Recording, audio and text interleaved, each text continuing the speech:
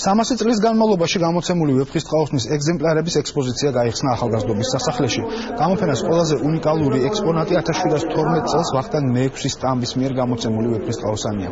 კოლექცია ლევან თაქთაქიშვილს ეკუთვნის. გამოფენას მთავრობისა და საზოგადოების წარმომადგენლებიც ესწრებოდნენ.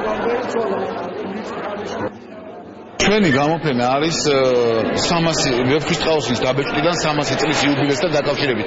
და აი ამ 300 წლის განმავლობაში, ესე იგი 1712 წლიდან 2012 წლის ჩათვლით რა გამოცემებიც გამოვიდა მსოფლიოში, ყველა გამოცემა თითქმის გარდა 30-მდე ცალი, რომელიც მე ვერ მივაგენი. ეს ისეთ შემთხვევაა, როდესაც ფასეულია ის ეგზემპლარებიც, რაც აქ არის დაცული ზოგიერთი განსაკუთრებით, ასევე რაც მთავარია, ფასეულია კოლექციის მთლიანობა. ვინაიდან რაც არ უნდა ადვილად მისაწვდომი ნიმუშებისგან შედგებოდეს კოლექცია, მაინც ძალიან ძნელი შესაგროვებელია ხოლმე. საუცხოო, ვიტყოდი მნიშვნელოვანზე მედი საუცხოო კოლექცია და ჩვენთვის ქართველებისთვის ვეფხისტყაოსანი, მაინც ეს არის წიგნების წიგნი.